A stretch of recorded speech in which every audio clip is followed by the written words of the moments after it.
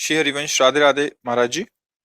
महाराज जी, अभी मैं कॉलेज में पढ़ रहा हूँ। महाराज जी, हमारी जनरेशन बहुत ज्यादा गलत कामों में लगी है और गर्लफ्रेंड बॉयफ्रेंड बनाना एक ट्रेंड सा चल गया है और बचपन के दोस्त भी गलत रास्तों पे चल चुके हैं और साथ रहने के कारण कभी कभी मेरा मन बहुत ज्यादा डिस्टर्ब हो जाता है, जबकि श्री जी कृपा से आज तक कुछ गलत कार्य नहीं हुआ। महाराज जी, कृपा करके इस विषय पे भी मेरा मार्गदर्शन करें कि वैसे कई बार इस विषय पे चर्चा हुई है, पर हमें लगता है कि हम दूसरों को नहीं संभाल सकते, हमें अपने को संभालना है। सिद्धांत की बात समझो। दूसरे गलत कर रहे हैं, हमको नहीं करना है, फिर हमको कोई परास्त नहीं कर सकता। दूसरे सुधरे तो हम सुधरे, कभी सुधर नहीं सकते। हमको अपने आप को सुधारना है। तेरे भावे जो करे, भलो बुरो संसार, नारायण तू बैठ के अपनो भवन बिहार। अपने हृदय को हमको ऐसे, ये बहुत मतलब बहुत ही विध्वंसकारी वृत्ति है, जिसे गर्लफ्रेंड बॉयफ्रेंड जो शब्दों से उच्चारण किया जाता है, ये विध्वंसकारी वृत्ति है। धर्म का नाश, पवित्रता का नाश, बुद्धि का नाश, वैभव विभूति का नाश, किसी भी तरह मंगल है ही नहीं। कोई भी कहीं भी कुछ भी अच्छा नहीं है। अगर इसमें कुछ भी अच्छा होता तो जरूर कोई न कोई सूत्र निकलते, लेकिन इसमें कुछ भी अच्छा नहीं। हमारे भारत की रीति रही है, हम जिस भूमि में पावन जन्मे हैं उस भूमि की बात कहते हैं। जब तक बालिका का पाणी ग्रहण न हो तब तक वो किसी पुरुष का संयोग नहीं करती थी। जब तक पुरुष पाणी ग्रहण स्वीकार ना कर ले तब तक वो संयोग। मित्रता है हमारी आपकी, मित्रता में दोष नहीं, पर मित्रता का बहाना लेकर जो भोग वासना में उतर जाना है, ये बहुत ही हानिकारक है, बहुत ही हानिकारक है। अब तो ऐसा भी सुनने को मिला है कि वो कौन सा लिव इन रिलेशन तो क्या कहते हैं। अब बोलो क्या जीवन, तुमने क्या समझा है? बाजार की दुकान की वस्तु समझा है क्या, कि हमने ले लिया, हमने देखा स्वाद नहीं, हमने छोड़ दिया? ये आप खिलवाड़ समझते हो? किसी के जीवन के साथ खिलवाड़ कर देना या अपने जीवन के साथ खिलवाड़ कर देना, ये बहुत ही ना आप देशभक्त बन सकते हैं, ना आप माता पिता के भक्त बन सकते हो, ना आप भगवान के भक्त बन सकते हैं। आपका जीवन कूड़ा हो जाएगा। ये जो आज का समय चला है, भगवान बचावे, इसीलिए कलिकाल विहाल किए मनुजा, नहीं माने को अनुजा तनुजा। तो सब भाव भ्रष्ट होते चले जा रहे हैं। जहां हमारी सुरक्षा होनी चाहिए वहीं हम अपने आप का नाश कर रहे हैं। वैसे उचित यही है कि अपने को संभालने की चेष्टा करो, दूसरों को प्रणाम करो, ऐसे लोगों का संग मत करो। दोस्त बनाना, हम कह रहे हैं पूरे विश्व को दोस्त बना सकते हैं। कबीरा खड़ा बाजार में सबसे पूछत खैर, अपनी सबसे दोस्ती नहीं किसी से बैर। सब मेरे भगवत स्वरूप मित्र हैं, सबको प्यार, सबको दुलार, सबको सुख पहुंचाने की भावना। लेकिन जहां दूसरे से सुख लेने की भावना में मित्रता का नाटक किया जाता है, वहां नाश प्रकट हो जाता है। नाश शब्द, वो तुम्हारे संयम का नाश, तुम्हारी इंद्रियों की पवित्रता का नाश, तुम्हारी बुद्धि का नाश, सर्वनाश कर देता है। और नए बच्चे जिससे जुड़े ना, तो उन्होंने बताया हमारे समय में तो ऐसा था ही नहीं।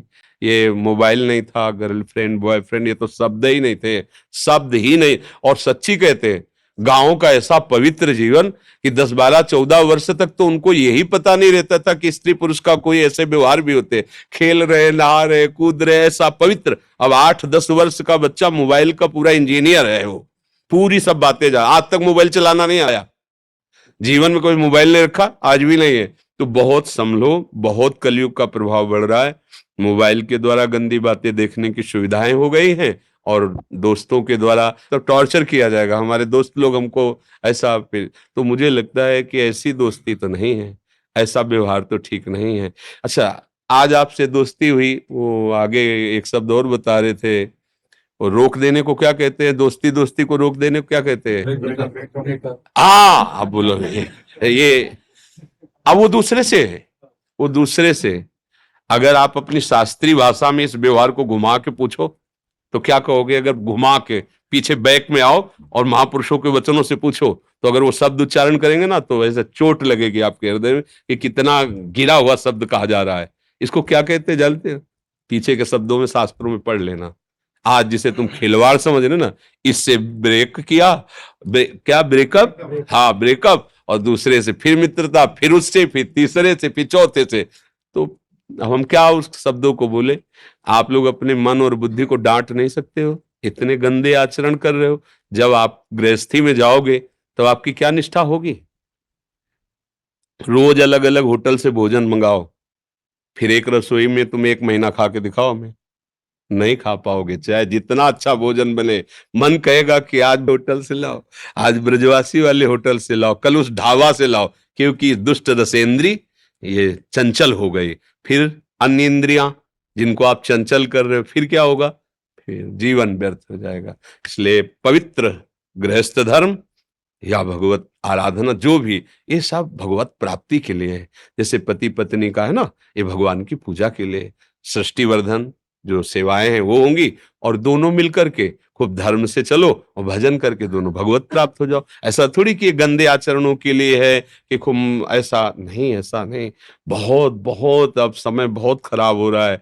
वो अपने लोगों की बातें सबको समझ में नहीं आएंगी, क्योंकि छोटे छोटे अवस्था के लोग शराब पीने लगे, मांस खाने लगे। क्योंकि वीआईपी पंक्ति में सम्मिलित होना है तो आपको ये करना पड़ेगा। हमें बच्चे बताते हैं, ये तो यार वही पुराना आदमी, ये गरीब आदमी, गांव का आदमी, ये क्या जाने सर, वीआईपी पन वही कि वो पिए बिस्की, अले अंडा खाए, मुर्गा खाए, और ये गर्लफ्रेंड ये सब करे। तो बोले तो वीआईपी लोग, भैया ऐसे वीआईपी मत बनो कि तुम जीने लायक न रहो।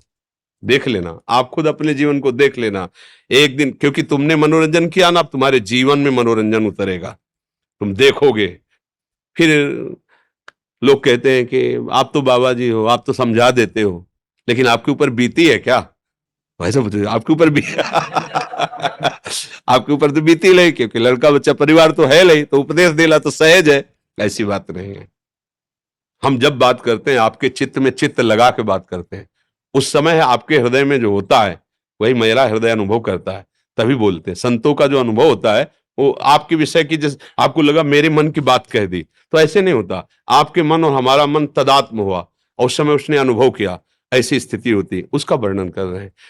तदात्मता से ही सब हमारे भगवत स्वरूप हो, और जहां एक मन करके लगाओ, वो अपने आप पता चल जाता है कि आपकी मन स्थिति कितनी है, कैसी है। ऐसा संसार में होता है। तो आपको कैसे पता चला? क्योंकि आपके मन में मन को लगाया गया, तो पता चल जाता है, हाँ ऐसा है, ऐसा है। बच्चों बच्चा, भगवान की कृपा है जो आपके अंदर ऐसा प्रश्न है, अपने आप को बचाओ। ये बिल्कुल ठीक नहीं है, ना संसार के मार्ग के लिए और ना भगवान के मार्ग के लिए। संसार के, देखो, अगर संसार में भी कहीं सुख मिलता है तो प्रेम से मिलता है, पक्का समझना। पति पत्नी में एक अगाध प्रेम हो तो जीवन एक सुखमय, भले नमक रोटी हो।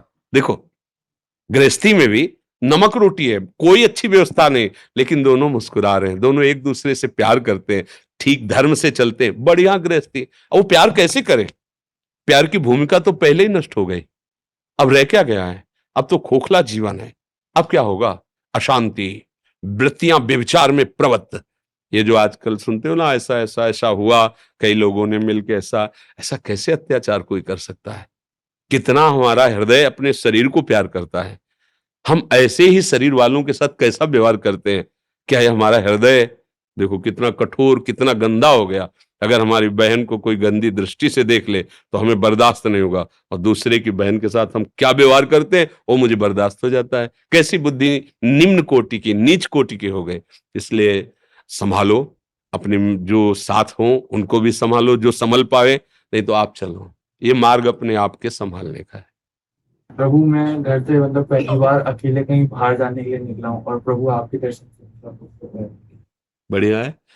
बस गंदे आचरणों में ना भागना, संत संग मिल गया है, पर रहो माता पिता की आज्ञा में। और हाँ, और बिना सूचना दिए माता पिता को कहीं मत आना जाना।